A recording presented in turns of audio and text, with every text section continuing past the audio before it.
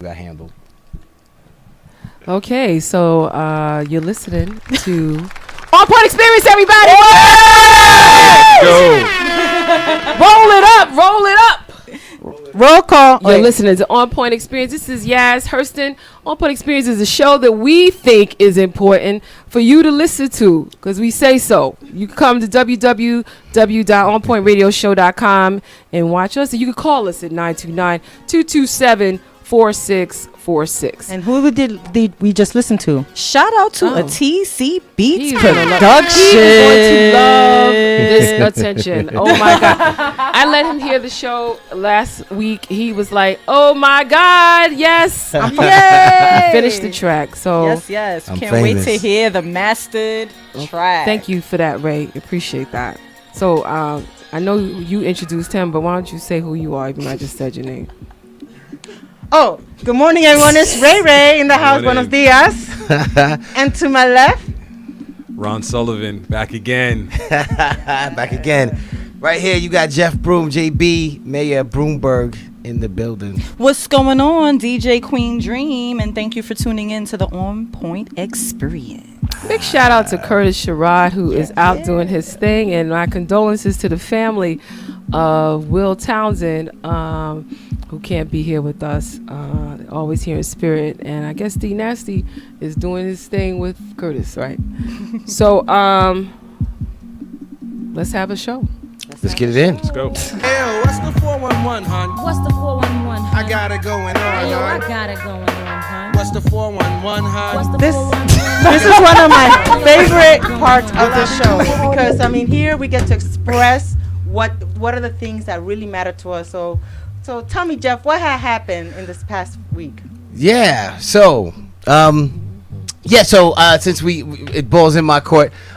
Well, I guess what's been new is President Obama's been pretty silent for the last, I guess, couple of months, right? 2 years maybe or so. So he finally jumped out on the campaign trail, right, trying to help the Democrats push this blue wave over.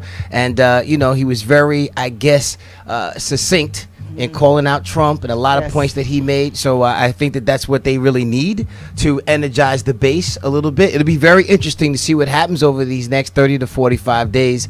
But probably one of the most eloquent speakers when compared to 45 is out on the campaign trail. So this is going to be a very interesting play out over the next couple of weeks or so. What do you think about that, Ron? I think it's going to be interesting to see his influence. Yes, sir. He's showing that he can mobilize. Indeed. He's showing, especially amongst young people, he can get the apathetic to care. Absolutely. And like you said, his ability to speak, man, he makes you want to get up and do something like yo, let's go. You know, gotta connect. So I think Whatever you just said, I'm doing it. I'm ready. Let's go. Whatever you just said, shine I'm your shoes. doing Let's get him. it. You know, you just want to go. He makes you want to Got you. get going. So I'm glad to see Right. that he's coming out. He's speaking. He has been kind of in the background, like retirement kind of. Yeah, he played But his now role. he's like, yo, I've had it. Enough. Yeah, I think Jinx. Been calling me out, right? Yeah. Enough. So I think he's showing up. I think, and It's gonna be I instant war want to words. see how much she moves the needle. So what had happened for you in this past week? Well, for me, you're paying attention to what's going on. You're watching CNN and everybody else reporting, and then they waited all day to find out what Papadopoulos his sentence was going to be. Right, the guy who lied to the FBI, and this is like the first domino. Convicted, stop guilty. I've done it, and so what are we going to say about it? And the prosecutor's like, he needs to do 6 months in jail, and the judge took all the evidence and said 2 weeks. So they kind of bought his story that, I kind of didn't know what I was doing. I was kind of, they were Russian, and I represented Trump, and I brought everybody together, but I didn't know what they wanted to talk about. Kind of sending the message that if you want to do some dirt, the slap on the wrist is not that bad. Wait, I don't understand. Does that 2 weeks, does it still keep making a federal offense? Because that's a misdemeanor. It's not even, it's a violation level. It's a parking ticket almost. Well, I don't know. It doesn't really. I don't know how much of a deal he cut to get that, if at all. I don't know if there's some things that he gave up, some people he gave up to give out 14 days. Well, that's what I'm kind of waiting for, because he kind of hinted that, Jeff Sessions told y'all he didn't know, but I know he did know. Did, exactly. So he kind of said, I got something to put on the table. Right. But was it enough? And he said or something, he showed up with some videotape or something to be facing, lying to the FBI is serious. It is. Like, I don't know if you remember, like, the baseball scandal. Like, baseball players were going to go to jail for did you use steroids? What's that got to do with anything? We're talking about, the election in the United States security, and you're worried about how many home runs did I hit. How about that? So it must be a doozy then. I think it sends a very interesting message to the people who are kind of sitting back and waiting to find out what's going to happen and what do I need to say. Maybe I just keep my mouth closed and I'll take my 2 weeks. 14 days. If someone's going to hit me off on the back end, you know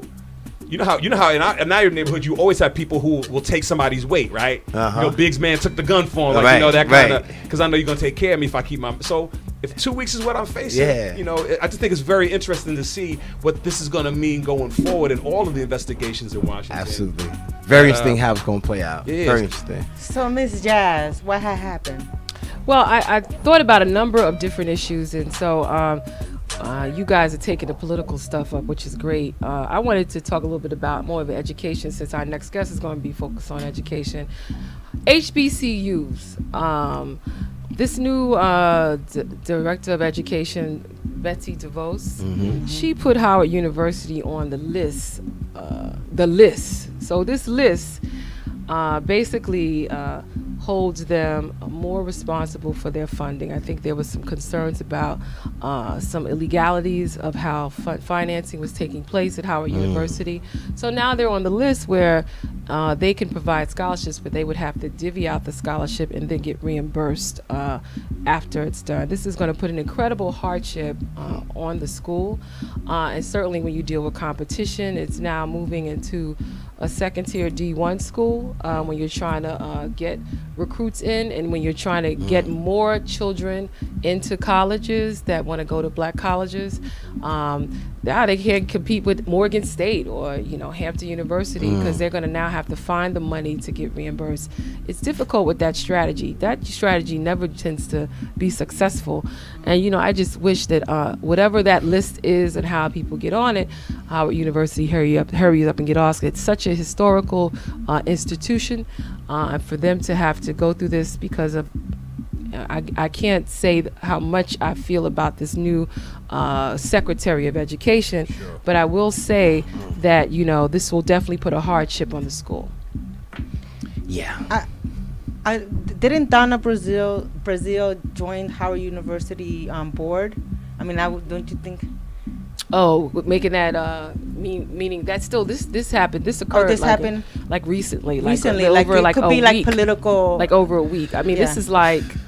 Yeah. It's hard when you're getting you're trying to get kids to come to the school, and then this comes up and say that the only way you'll get a scholarship is if the school pays for it, and we know that HBCUs are struggling. So for them to be able to divvy out the number of scholarships and then have to wait to be reimbursed, this could deal with operating costs. This could deal with dealing with maintenance issues on there, but just overall just a hardship of what the process usually is in financial institutions and educational institutions. And overall, the challenge is, even if you come up with the upfront money, who knows what they're gonna do to even make you jump through hoops to even get that reimbursement, right? If you can even make it happen, the things might change. You're like, you know what, we can't reimburse you for X, Y, and Z. I work It's for a tough. nonprofit that has to wait, that gets money from the city, and sometimes we waited a year. Absolutely. And it's a terrible process to work with no pay for a long time. It's devastating. Well, that's the struggle. I mean, that's Yeah. what It's that's what you do devastating. when you want somebody to not succeed.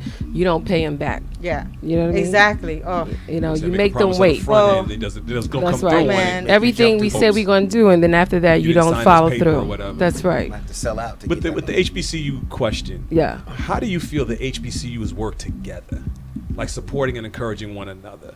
No, I think it's crabs in a barrel at its best. I think, we still have our issues, HIU, HU. But no, I think I think there's an opportunity for HBCUs to come together. I think that was the role of United Negro College Fund with the loss of Lou Rawls and that promotion. Even Michael Jackson. I mean, the understanding that you give to one, you're giving to all. But no, I definitely see a void and the need to go to HBCUs. What's your thoughts, being that you went to one? Well, it's funny because when I was at Hampton University, I understand that. I actually went and had a conversation with Hampton because at the time Fisk was going under, and I went and I asked Hampton, what are we doing to help Fisk? If there's a student from Tennessee that doesn't get into Hampton, are we referring them to come here? Fisk? Are we trying Well to just said. support them in some way? Well And it wasn't there yet.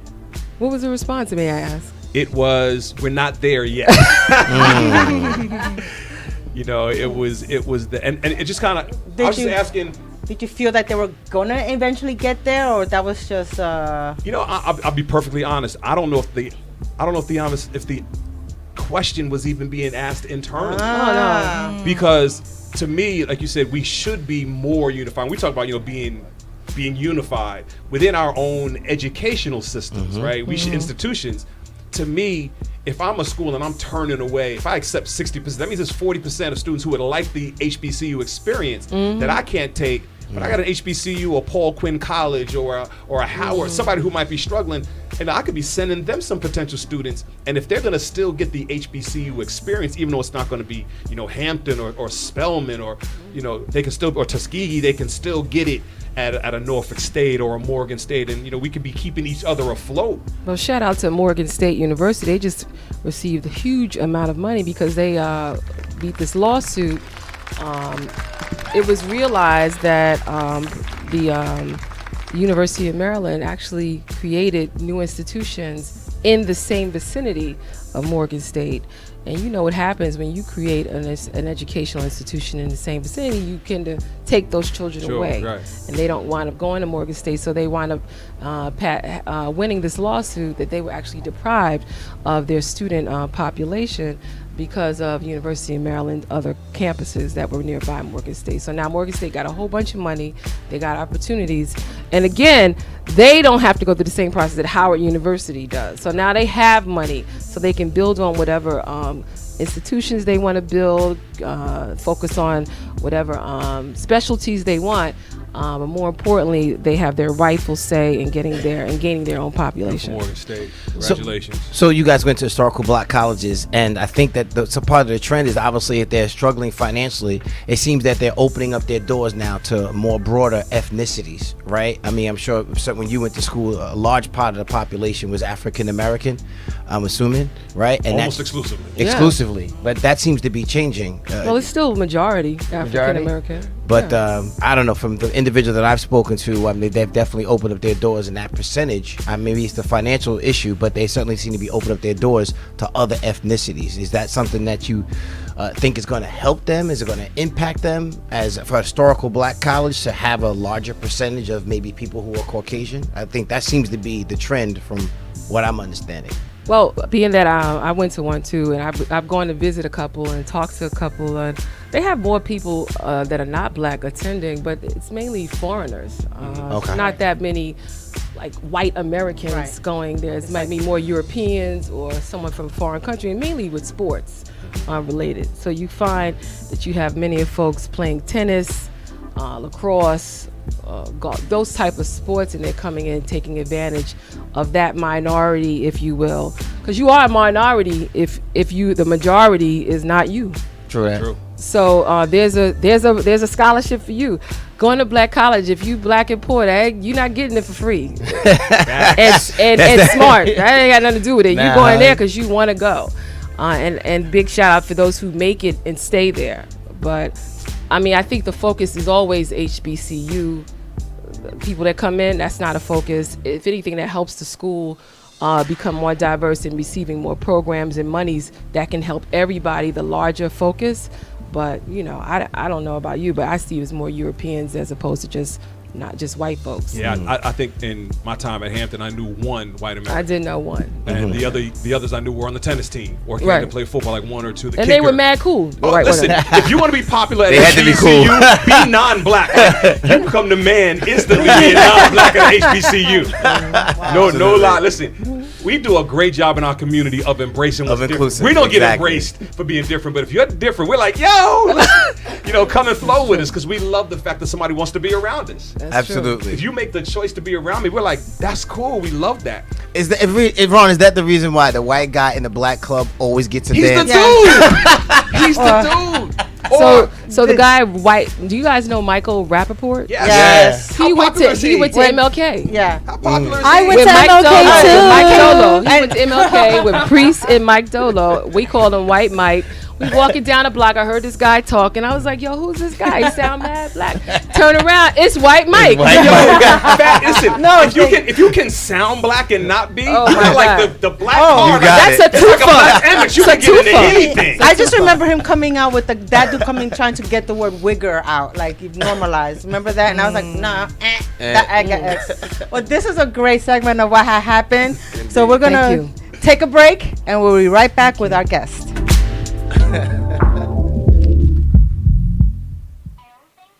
Well, there's so many bad people in the world. There are people who are jealous, which makes them mean. World hunger. Countries are getting hungry on the streets. Gun violence. Hurricanes. It would make the world better. Consider everyone else's feeling the initiative.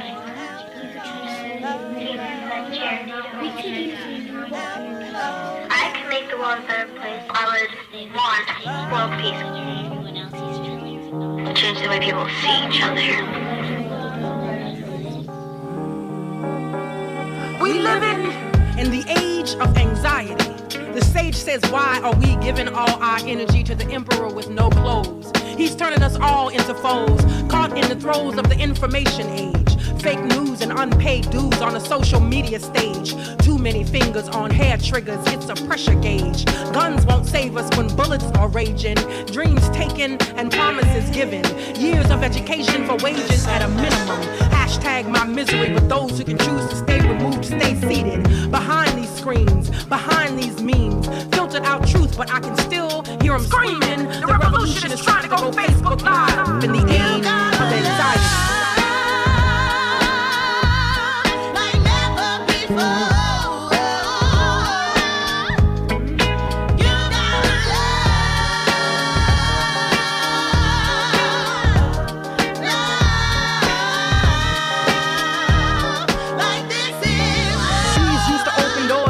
Dividers. Will we even speak these words if the person was standing beside us? Backspace humanity, Instagram vanity, chaos in the comments, and we're losing our sanity. We stand at a crossroad where Babylon will fall. They don't need Mexico to separate us with this wall. Oh yeah, is glowing, tornadoes and hurricanes, fires devour, flood water swallows, thirsting for water, flimsy umbrellas, holding on, waiting for someone to tell us we will be saved. But what if we depart the sky and move the sun into revolution with the love we gave? I gotta keep reaching, keep fighting for a higher me. My hands are up, can't breathe this air in this age of anxiety. You gotta love like never before. You gotta love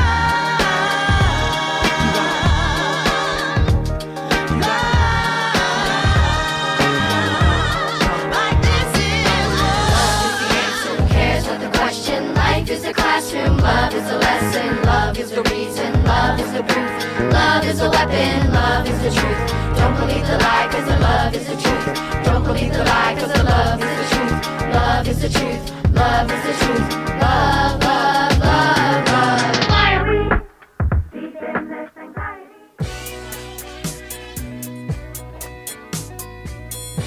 Question: what comes to mind when you hear these words? Edibles, wax, CBD, flower, sativa. Yeah, you get it. They're all related to cannabis. You know, marijuana or weed. Today, people everywhere, from the White House to the State House and to the Big House, are talking about legalizing marijuana. This is Yaz Hurston. Join me in this journey as we delve into the world of the evolutionary cannabis industry. Welcome to Blunt Discussion. And we're back. And the song we listened to on our break was Get Free, a love song in the age of anxiety by the Get Free movement. Shout out to Amy G, Asia Rainey, Brady Watt, and Burgundy Williams. Be sure to follow them, guys, on proceed_with_love. Get Free movement. And thank you for that. And also you heard the drop from Blunt Discussion. It's really fun, guys. But I just also want to pay attention to our special co-host that's here, Reverend Ron Sullivan, who I have to say Reverend Ron Sullivan because when you talk to him, sometimes you don't even realize. It's easy to forget. Right. It is easy to forget. I don't know if that's a good or a minus. I need to. Why don't you tell us a little bit about your flock, if you will? Wow. I'm coming into my 16th year as pastor of Christian Parish for Spiritual Renewal. We're on 122nd and 7th Avenue in Harlem. And we're just a group of people, man, just trying to get it right. We know there's nobody perfect, so we don't pretend to be. I wear my scars like everybody else. I'm not above anybody. Nobody's beneath me. We're family. We want everybody to be part of our family. We're all learning and growing, and we're about our community. We started in the community, and we're not leaving. We've been there 63 years. And Harlem is home, and, you know, we're the church without walls. You know, wherever you are, we are. We believe God is everywhere and in everyone and in everything. Forget what the package looks like. If you got light, you got life, you got God. And so we're all one family. Amen. And so your time, what time is the service? What time is the schedule? What time do we start? That's true. Well, let me just say, this is a family. It's real family. This is a area. We got 11 on the flyer, but depending on what time we wake up on Sunday. That's right. But that's what's up. I want to also be known. Yo, forget the dress code, man. Who's here yet? Who's here yet? Right? For real, and it's completely a down to earth place. When I first walked in there, I was a guy trying to check up on my girlfriend. Like she was committed to the church. I was like, yo, I know there's some guys. I got to find out what's going on in this space. And before I knew it, I was singing in the choir, and then I became pastor. Like, oh my God, what happened? Wow. But it's real. We're real people with real struggles in a real community, serving what we believe is a real God, and that's what it's all about for us. Whatever you are, whatever you have, you bring it to the table, and everyone's welcome at this table. And that's what it's all about. So don't stay home because you don't have a suit. Don't have to wear a suit. I'll wear one because I like wearing suits, but that's not the issue. You just come. That's all that matters. Just come. Well, you know, we want to say that big shout out to Jackie Rowe Adams, who's also your aunt. My aunt. And also you're the chair of her organization, Harlem Mother Safe. So you're not just preaching it and talking it, you're walking it. It means nothing if you're not living it. And so thank you for joining us. We hope to see you more because you're always out there ready to come on. I called you, was like, yes, what time? When am I going to be there? Listen, I will always pick up the phone if OnPoint calls. This table right here is special. Thank you so much. The kind of conversations you guys spark, we need more of it. If I can be a part of it, I'm always going to run up here. So thank y'all for having me. It's good to know. And speaking of being at the table and family, we have a young lady here. Good morning. Met this young lady, I ain't gonna say how many years ago, but I've known her and she's first time I saw her, she made an incredible impact to me. And it's a little story to that. But Muneerah Young is an educator in the Department of Education. Her focus is on preparing our young people for college. Preparing them for college. And not only just preparing any child, but her focus, because she teaches in the public school system, she's dealt with many diverse children, but her passion, it seems to be the main population, is, of course, children of color. And so here to talk to us about going back to school, what parents should be looking at, as well as college prep, is Muneerah Young. Good morning. Welcome. Good morning. Good morning. Thank you for having me. I am excited to be here. Just doing the work, out in the trenches, doing the work, making sure our children have opportunities to grow, making sure that they are going out in the community, being change agents of change. And so, and preparing the parents as well. So it's important, and I feel that I am destined to do this work. Wasn't the work that I had set out to do. So wait, before you, just tell us a little bit about yourself first. Tell us where are you from? I'm from Harlem. Okay. Harlem. Trust me, it's a long car ride. Trust me. I am born and raised Harlem, educated in the New York City public school system. Attended at HBCU, so giving a shout out to Virginia State University. Came back. I am the mother of 4 children, 3 boys, 1 daughter, and the grandmother of a young grandson.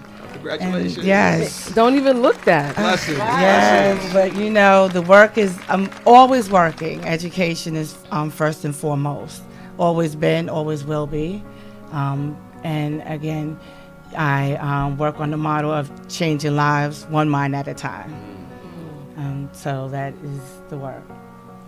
I have a question about Governor Cuomo's free SUNY program.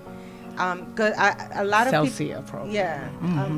I have a lot of friends that applied, and doesn't like, is that really hype? Because it seems as though people are not really getting in. Can you? Well, how hard is it to really be part of that? Well, again, so let me just start, and I'm going to speak on what I do know. Right. So one of the things with the Celsia program is, for a lot of people thought that, oh, okay, I get to go to college for free, but of course there are some parameters to that. And last year we found out that for seniors, so you can't be someone who has graduated high school years ago. So it was for seniors that are just current seniors that were graduating. There were stipulations in terms of, I want to say, I'm going back again. So in terms of graduating seniors, you had to have like good transcripts. There was a lot of different stipulations. So I can't speak to just one thing. So again, exactly in terms also of the income level, there Right. was so many different parameters that free wasn't just free. Right. But I don't know how many people like actually benefited. They have to come back and do a study on Right. that. So the thing is, when he introduced it, or again, like you said, people again thought, oh, I'm going to go to college for free. So you had the other programs, you had the EOP, HEOP for the SUNY students that were looked at first, and then Excelsior took over what those programs did not cover in terms of tuition. So that's the thing that needed to be pointed out, that it was not something that, oh, okay, I'm going to apply and then I'm going to get this scholarship. So you had to go through the parameters of applying for the FAFSA. You had to make sure that different income. You still had to apply and do all that. Absolutely. Like, so it wasn't just this one thing that I'm automatic. You have to be a New York State resident for at least a year in order to be eligible as well. So there were a lot of different, again, parameters that you need to There's meet. a separate application process just for the Excelsior scholarship. Yes. So, and also, the application did not come out until, like last year, I believe was the first year, so the application did not come out until later on in the school year. So it wasn't something that came out like in September when the kids are applying for the colleges.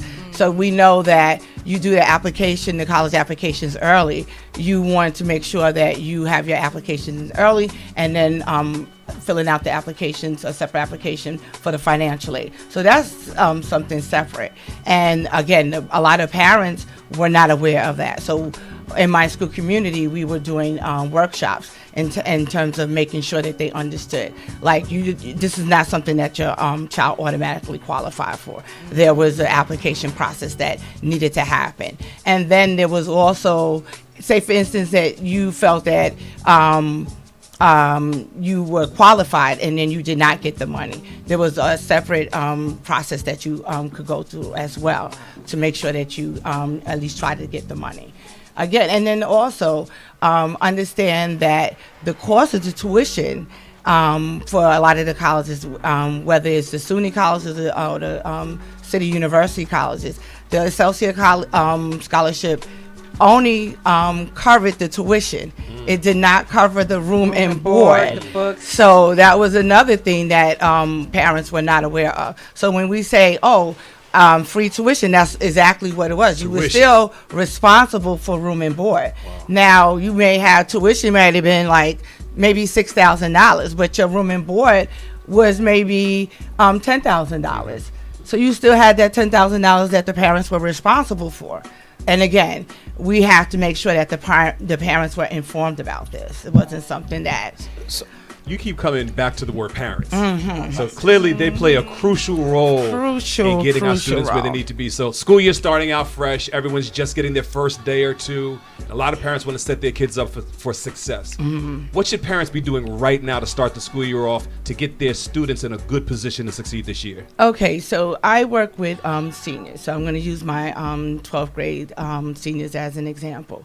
So hitting off right off the bat, the first week of school, this was the first week of school.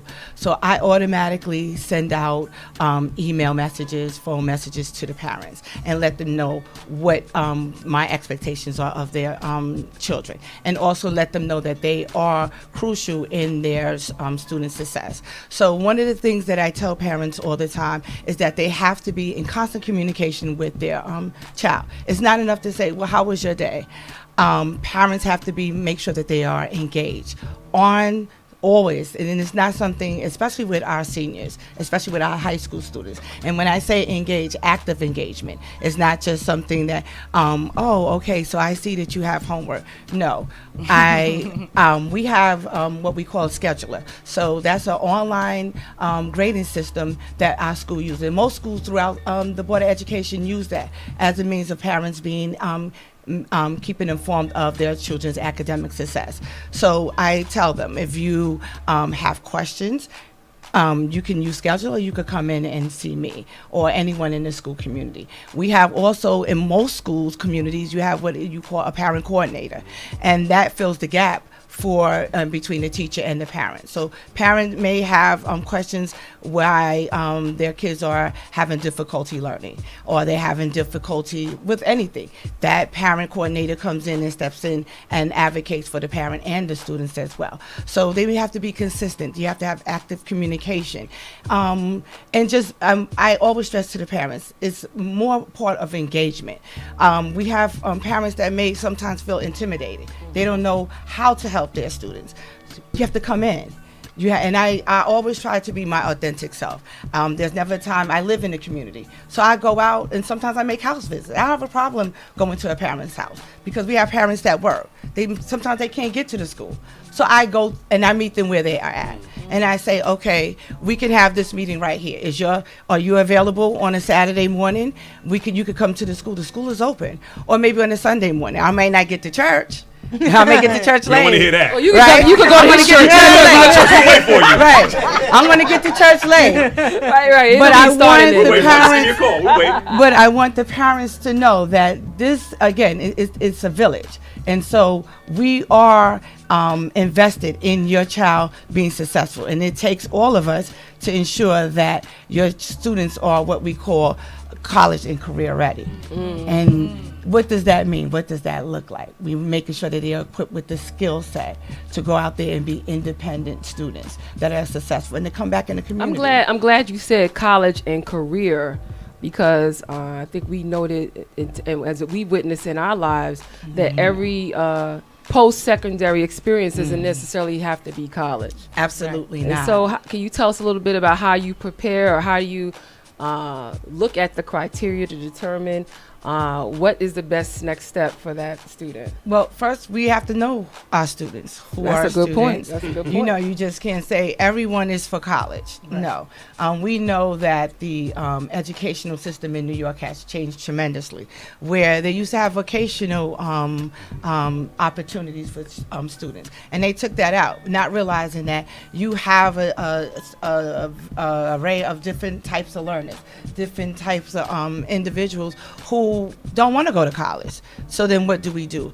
In my school community, we have a lot of other external community organizations that come into the school that help the students and make available different types of internships. We have an amazing program called Street Squash. And students are allowed to travel.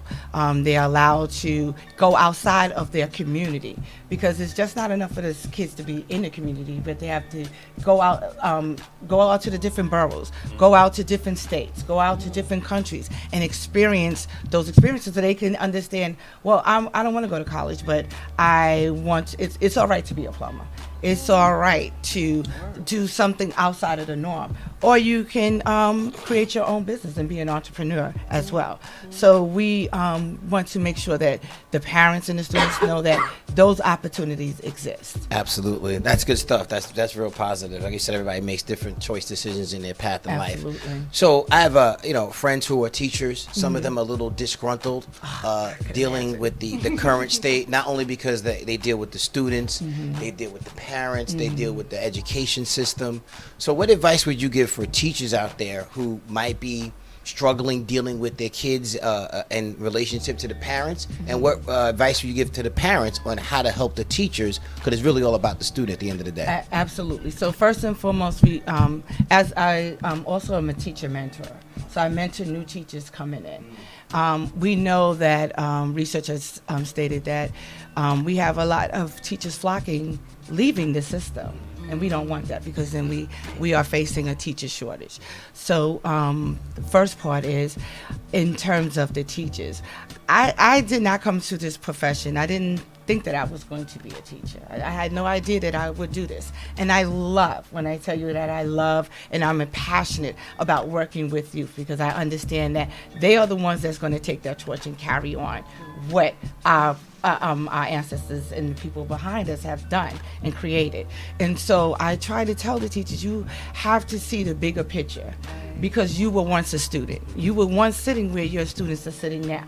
And so you have to go back sometimes and take a moment and think about who was that person, or that one person that really influenced you and pushed you and said that, you know what, I know that you are capable.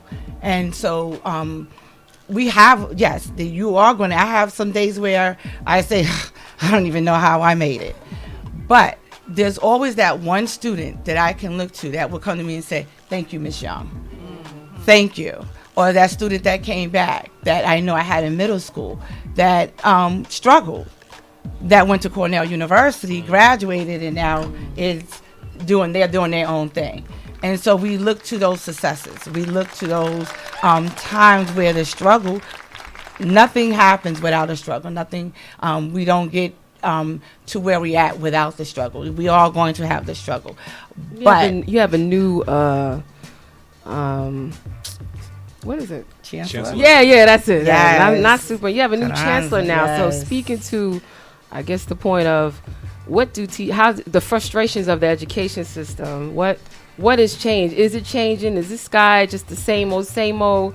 I mean, like, is there anything that encourages you to continue to stay? Yeah, I've been in this system for 20 years. So I've been there when the schools were closing. I've been there when we were being the ones that were being used as scapegoats and saying that it was our fault that the kids were not learning. Okay, and not looking at the whole child and how the whole child needs to be educated, not just in the classroom, but outside the classroom, what is the child going through. And so I think that our chancellor brings a breath of fresh air. I think that he has a great understanding of what needs to be done, some of the changes that he plans to implement. He is getting some pushback. In terms of addressing some of the issues that have been around for quite a while. We're talking about some districts where there's segregation and how he is planning to handle that. We're talking about the schools, the high schools, and how the specialized high schools and the testing that is needed for some of the students, and how some students are not represented, but we know that they constitute a high population. Okay, so what is being done for that? And so some of the things that he's proposing, I I support. I am glad, and it's just not enough to say that we're going to do this, but actually do it. And that's the part that he came out with a plan, and now he's executing that plan. That's good to see. And so that I am encouraged. I am definitely encouraged. So your primary population are seniors in high school. I work with seniors, and also students with disability as So well. when a senior comes to you, or a family, A family. a child's a senior, and we've done nothing. It snuck up on us. I didn't know he was ever going to make it. Usually. And now it's senior year. Yes. I haven't visited schools. I've done no research. What do I do? No SAT. No nothing. No SAT. ACT. I don't know how to spell FAFSA. Right. So Tell me how to get usually- started. I'm scared to death. Please help me. Right. So usually if you're a student, if you have been a student in New York City public school system, you have at least taken the PSAT, because that's something that is offered, and that's something that has been implemented in the schools under our present mayor. So that was something, because they realized that not all students were taking it or being exposed to the SAT. So, and I usually suggest that in 9th grade you start taking it, so that you're exposed to how the test is formatted. So I have a student that comes to me and they have done nothing. And we have that, where usually we start them in 11th grade. And so I have a student that came. We look at the transcript. We do a transcript. We do an evaluation of the transcript to see what are their grade point average. So I could get a good idea of, am I going to push and see if they're good for a 2-year fit or a 4-year fit. We look at the numbers first, because we have to know what type of student it is. You can't say, oh, you're going to college, and okay, but let me see what your scores are on your Regents examination, because some of the scores in the Regents examination usually will tell a teacher if those students are college and career ready, because they have a cutoff score like 75 or 85 for the math and the reading, the ELA. And so I will have an idea, and then I will go from there based on what I know about the 2-year schools. So, and then I tell the student, you can still go away to school, because some students will come and say, Ms. Young, I know I can't go to college. So it's not too late. It's not too late. Absolutely not. But we don't want the parents to start in the 12th grade. But you still have the whole school year. In my school, we have a section every day where they meet 5 days a week. We meet 5 days a week, where we go over the college application. We started from start to finish. We have people that come in to talk about the FAFSA.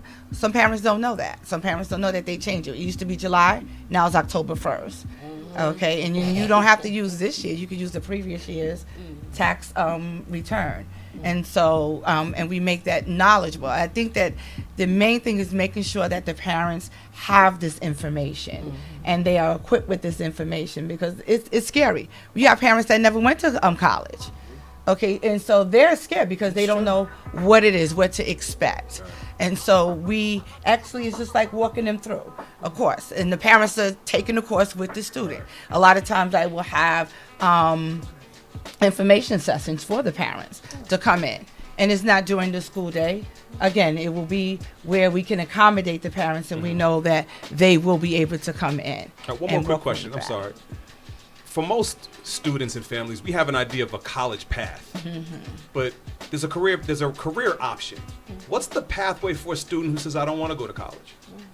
In terms of, I mean, because if I want to go to college, I know there's testing, there's looking at schools. But if I'm a student or my child is not necessarily going to college, how do I build a plan for myself going towards a career and not necessarily going towards college? How do we work with that? So we have some students that we know have said, I definitely do not wish to go to college. And so what we do is we bring individuals in that are working maybe in the career choice that they may are thinking about. So last year we had people from sanitation department, NYPD, firefighters to come in and take those civil service examinations. Okay. And then we let them know, I usually every month I will give them, for those students that I know are not interested in going to college, here, this test is coming up. You're eligible to take this test. And take the test. We have individuals that have come in and spoke to them and say, you know, this is what you need to do in order to become a police officer. This is what you need to do in order to become a firefighter. This is what you need to do in order to whatever one of the civil service examinations. We have MTA. So we have those. We have students that have successfully taken those examinations. Those are real and jobs. are now. Good life. That's a good life. Yes. We have some students, our prior students, that have come in and spoke, but they are bus drivers. What about other types of non-traditional schools, like culinary schools? Is it the same process to, like, you know, same FAFSA, etc.? I'm not well equipped in that area, but I do know that we have a person in the building, high school counselors that help students that are interested in that. I believe though that they have some city university schools that do. You have to still go through the same application process. And let me just piggyback on what you said, because even me myself, I didn't go to college, but I started working for New York Telephone. Right. But a lot of job opportunities that if you do go to school, they will subsidize and they will pay for your education, right? So right out the gate, I wasn't completely sure of what I wanted to do. I knew I wanted to work and make some money, but I think that's an awesome, you know, to have that kind of feeder or channel into not only civil service jobs, but major companies that are out here that are looking for some very talented people to start off and get into the job market, and eventually, you know, in 2 or 3 years, you can make a determination and have them assist with the college education. Great move. Can we show some love for people who just don't mind working? Y'all saw what happened to Right. Jeffrey Owens Yes. this week. I wanted to speak on that. People trying to shame him for wanting to work, take care of. Can we shine a light on people who got nothing wrong with grinding and taking care of their families? So it's very important that our students understand, because in the community, we have Whole Foods right here in our community. And so those are the type of businesses that offer our students employment. So they get that job experience. And a lot of times they'll streamline it where you can become full-time, and like you said, and then they will help pay for their education. And so we have that. And with DOE also, you have some programs, the alternative programs, where the student will go to school for half of the day and then will go to a job, an internship, where they'll work. Interesting in tech, Apple, Facebook, and Google decided that they don't need to have college degrees to get a job with them, because they realize that when you're a talented coder, if you go to school to learn that, you're learning old stuff that's not relevant. So they said you don't need. You don't need that. So, like, you know, there's like, well, I mean, there are now more opportunities to not go to college and still be successful. Absolutely, and it needs to be understood that that's just not the only pathway to success. It is not. Well, Muneerah, I want to say that you thank you so much for amazing. coming on the show. You. You let us know that all children matter. That it doesn't matter and where all you parents go. matter. And all parents should be involved, right? And I know that Congressman Rangel would have probably been very happy to hear that, because his whole thing has always been about vocational as well. So one of our previous guests who worked for him, we always would talk about that. So I mean, I think even if you wanted to get more people involved to come out to the school, we should find a way of making sure they connect. So I know you can't really say where you go and everything right now, but contact us and then we'll tell you where you can go to Muneerah and see her people. Well, thank you for having me. Thank you so much. See, wasn't that? It was quick. Muneerah Young, everybody. Yes, we'll be right back. Queen Dream, take us out real quick. Okay, picture time.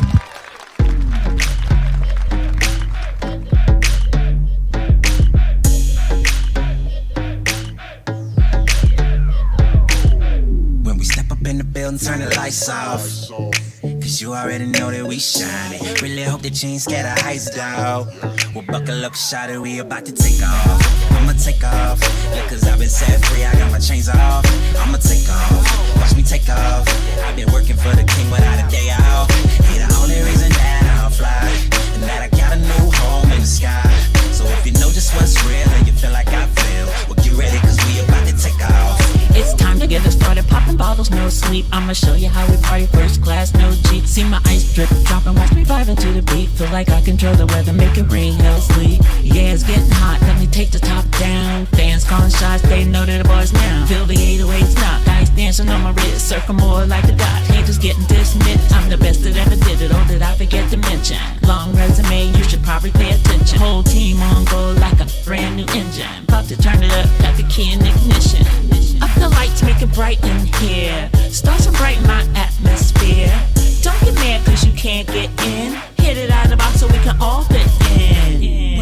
in the building, turn the lights off.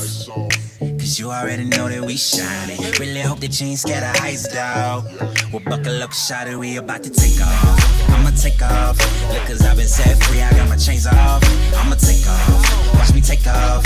I've been working for the king without a day off. He the only reason now. You're listening to OnPoint Experience.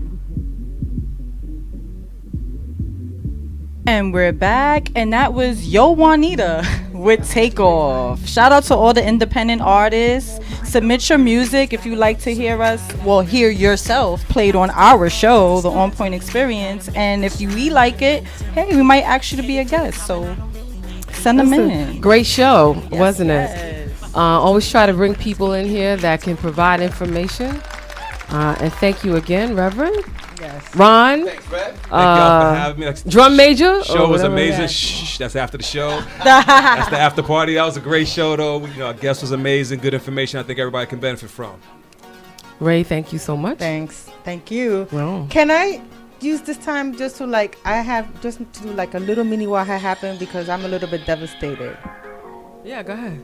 I don't know because I work in my building and just letting people know that we lost. We're struggling and despite calls from elected officials on a report from the first deputy commissioner Cornelius Dennis, DOB has still not revoked the permit. That's not securing our safety, and because it violates a multiple dwelling law, and I just feel that we are not down. I mean, we are asking for people to reach out to Ray at OnPointExperience.com and find out about how we can come together and try to create a housing system that represents tenants and we can really have a voice, because the system is not set up for us, so landlords can do whatever they want and our safety is at stake.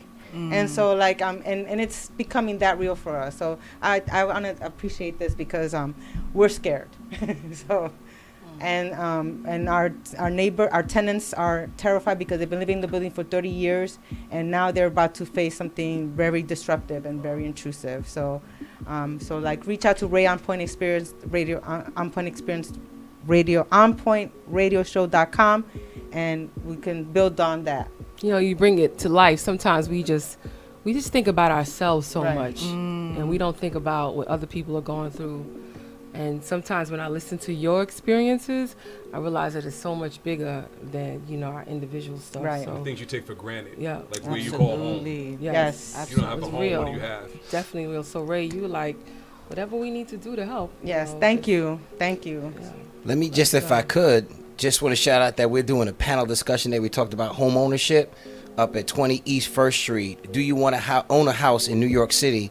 I'm conducting a panel today with some individuals that address credit, affordable housing, some top-notch realtors and mortgage individuals, just showing people who don't think they can get into a house how we could possibly make that happen, because it's about home ownership if we possibly can, or at least if we're going to live in New York City, how we can make it affordable.